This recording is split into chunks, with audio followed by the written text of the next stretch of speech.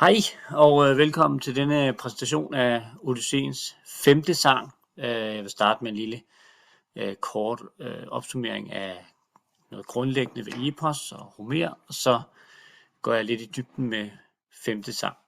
Så Odysseen 5. sang er jo en del af det store værk Odysseen, som er et epos. Her har vi et buste af Homer, den store digter, som man mener har levet for omkring 2700 år siden. Man ved det ikke helt præcist, og der er nogen, der spekulerer i, om han overhovedet har eksisteret, men det mener de fleste nu, han har. Vi betragter ham som forfatteren til de to store værker, Iliaden og Odysseen. Og når man så siger forfatter, så skal man lige vide, at både Iliaden og Odysseen jo egentlig er mundtlige fortællinger, som omrejsende rapsoder har rejst rundt og faktisk sunget. De kunne huske, det var det der var deres levevej. Det var simpelthen at optræde med fortællinger rundt omkring, og de kunne huske utrolig meget. Det kunne de blandt andet, fordi de brugte en særlig husketeknik, en særlig memoteknik. Homer har måske været en rapsode, og måske har han på et tidspunkt enten selv skrevet det ned, eller måske læst op, og en skriver har skrevet den ned. Så vi har altså to store fortællinger, som er overleveret mundtlige værker. Og der er nogen, der spekulerer i, om der har været forskellige versioner. Det har der helt sikkert. Og det her det er så bare en nedskrevet version af en grundlæggende fortælling i den antikke græske verden om den trojanske krig, som både Iliaden og Odysseen tager udgangspunkt i. Jeg vil ikke dykke for meget ned i det, men kort fortalt er Odysseus jo på vej hjem fra den trojanske krig, der har varet 10 år, og så er han kommet til at genere Poseidon ved at stikke øjet ud på en kyklop, som tilfældigvis var Poseidons søn, og så bliver han hjemrejse meget, meget længere end forventet. Epos, hvis vi lige skal sige noget generelt, er sådan nogle mytiske fortællinger med nogle guder og helte. De her guder optræder antropomorft, det betyder menneskelignende, det vil sige, at de har menneskelige egenskaber, som at de kan blive vrede, misundelige, de kan, der er nogen, de kan lide, der er nogen, de ikke kan lide, og så blander de sig med deres guddommelige evner i menneskenes liv. Og det sker især for Odysseus, der får hjælp af nogen, men der er også nogen, der ikke kan lide ham og prøver at straffe ham. Odysseus er en helt, og en helt skal leve op til aritet, sin bedsthed. Han skal gøre det bedste, han kan i livet, og det handler ikke om, ligesom Spider-Man og Superman, om at hjælpe og redde andre. En helt i det græske epos skal slå sig igennem som mand, som menneske, klare en masse udfordringer, være tapper og modig, som vi ser helten Achilleus er, eller klog og snedig, som især Odysseus er kendt for at være. Der er nogle særlige formtræk ved epos, som blandt andet daktylisk hexameter, den måde versene bliver fortalt på. Høje gudinde blev ikke forbitret, jeg ved jo til fulde, som der står her, og det er sådan en rytme, som har hjulpet rapsoderne til at huske, hvad det er, der bliver huske teksten simpelthen. Der er en masse andre formtræk, der er kun lige et par stykker, jeg kan nævne her. Epiteter for eksempel er der altid en bestemt beskrivelse, der hører til forskellige guder og gudinder. Athene med lynende øjne, tordneren Zeus, den snilde Odysseus.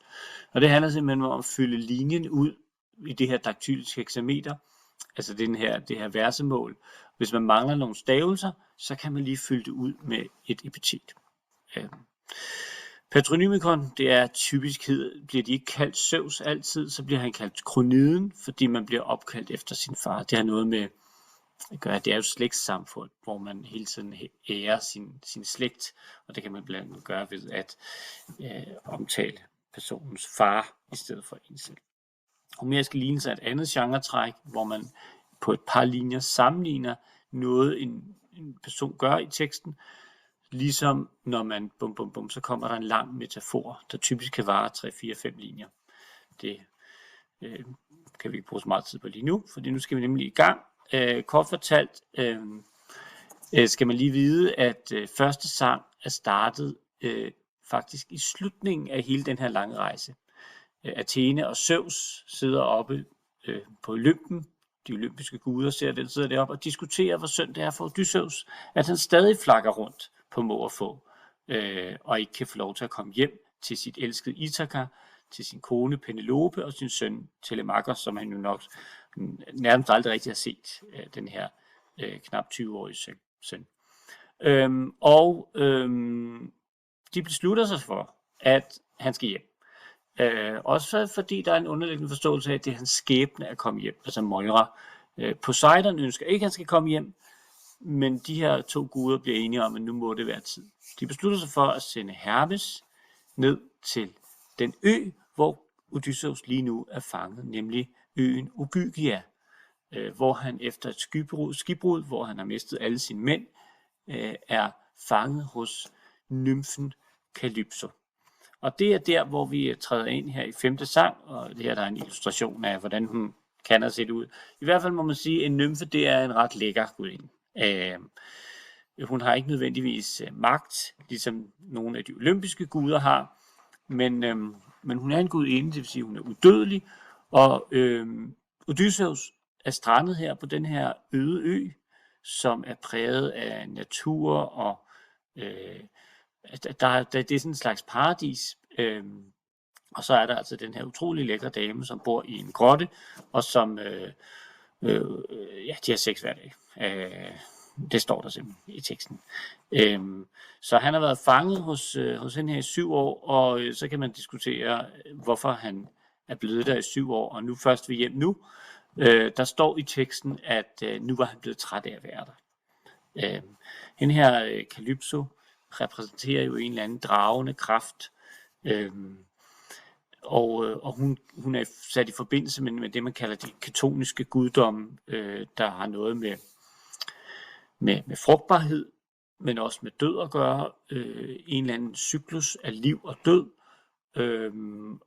og det er typisk forbundet med jord, med hav, med underverden. Derfor er der nogle guddomme, som forbindes lidt mere med det her ketoniske end andre. Det er ikke sådan, at man kan sige, at en gud er kun det ene, men der er nogle elementer af noget af det, guderne gør, som gør dem mere ketoniske. For eksempel er Poseidon selvfølgelig en olympisk gud, men han er også ketonisk, fordi han hører til havet, som forbundet med fare, død, underverden, men også med liv. Hades er guden for underverdenen, og er også det, der hele tiden trækker i Odysseus, fordi han er så tæt på at dø så mange gange. Kalypso og en anden kvinde, der hedder Kirke, en kvindelig guddom, der hedder Kirke, i et andet kapitel, de bor begge to i grotter, eller i hvert fald Kalypso gør, og hun trækker ligesom Odysseus ned i den der grotte, og han bliver draget af det, og han bliver måske fanget af det, og det er det er svært for ham at bryde fri af. Og der kommer altså nu nogle guddomme og hjælper ham med at bryde fri, og det er så Hermes, der bliver sendt ned her som et gudernes sendebud, og i teksten får vi beskrevet, hvordan han jo ligesom synes, der er utrolig langt derud til den der ø langt ude i det fjerne. Så det er sådan en slags rejse fra det olympiske, det civiliserede. Han nævner selv det der med, at han kommer til et sted, der er så naturpræget. Det er godt nok smukt, men der er ikke byer, hvor man ofrer i templer til guderne, sådan som han kender til. Så han synes godt nok også, at det er en lang rejse. Og udover det farefulde hav, altså Hermes, han beskriver næsten også det her ketoniske, der er lidt farligt. Så der er en eller anden konflikt mellem noget olympisk og noget ketonisk. Og konflikten ser vi meget tydeligt i det her AI-genererede billede, som jeg har fået lavet, hvor Hermes han kommer ned i grotten til Kalypso og siger, at du skal simpelthen nu lade Odysseus rejse, du skal ikke holde ham tryllebundet hernede med din magt. Og det er hun vred over. Hun siger, at mod Zeus kan ingen gøre noget, men jeg er utilfreds med den måde, især de kvindelige guder, altså gudinderne, bliver behandlet på. De må ikke få en mand, mens I olympiske guder jo bare tager, hvad I vil have. Et andet lille element her i mødet her er, at Kalypso tager godt imod Hermes. Det er Xenia, begreb for gæstevenskab. Det kommer vi til at møde flere steder i Odysseen, at det er sådan et ret vigtigt begreb, og Zeus er Gud for gæstevenskab. Så nu har de olympiske guder simpelthen beordret Kalypso til at give Odysseus fri, og han sidder hernede ved stranden og er rigtig ked af det. Han har hjemve. Han savner sin hjemstavn. Han vil hjem. Og det hedder Nostos på græsk. Og Kalypso bøjer sig, og i teksten hører vi så, hvordan hun siger, nu må du godt rejse hjem. Og nogle af de interessante spørgsmål ved den her, det er en meget, meget interessant sang, fordi den handler jo om nogle ret store temaer, nemlig om, jeg kan sige, hvad er livets formål. Odysseus, han lever på en ø, der kan sammenlignes med et slags paradis. Og der er den her utrolig lækre dame, og hun bliver aldrig gammel, og de har simpelthen bare et liv der, som også står stille. Og selvom det er rart og hver dag og sådan noget, så er der ikke noget mål i livet. Og måske er det det, som Odysseus, han sidder her og er ked af. Han har ikke en opgave. Han har ikke noget, han kan færdiggøre. Han kan ikke blive berømt for noget. Og der rører vi ved noget centralt ved en helt. En helt skal jo helst udføre noget heltemodigt, sådan som man vil huske ham. Og hvis historien sluttede her, og Odysseus bare tænkte, jeg gider sgu aldrig tage hjem og tage tilbage til mit lille kongerige og min kone osv., så ville det ikke blive fortalt jo. Så ville det bare være en historie om en mand, der endte med at gøre det, han havde lyst til, i stedet for at tage en eller anden opgave på sig. Odysseus, han er en helt, der gerne vil skabe noget, og det gør altså, at han sidder her og er ked af det. Han vil gerne mere end det her. På den måde bliver han et symbol på måske menneskehedens ønske om at bygge, et eller andet, at skabe noget, måske i virkeligheden forbundet med en eller anden frygt for, at vi på et tidspunkt kan blive glemt, og at hvad er så meningen med det hele. Så Odysseus, han vil i hvert fald ikke glemmes. Han vil huskes for et eller andet, og derfor sidder han her og vil gerne bare færdiggøre sin rejse, komme hjem, sådan så man kan ligesom slutte hele historien. Og det er et interessant filosofisk spørgsmål.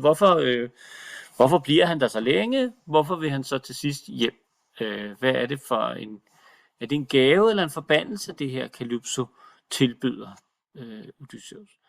I starten oplever Odysseus det måske som en gave, men her kan vi fornemme, at han tydeligt ser det som en forbandelse.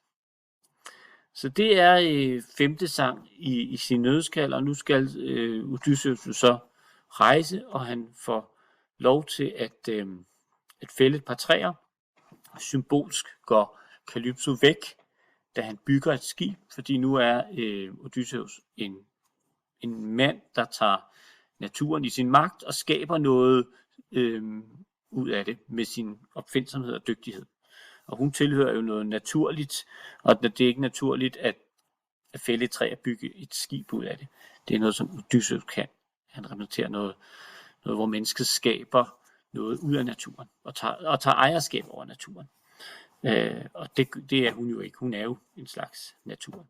Så det er der, vi er nået til, og det er det, man skal forstå omkring femte sang, som er en utrolig spændende sang, der rummer mange filosofiske dilemmaer om det at være menneske.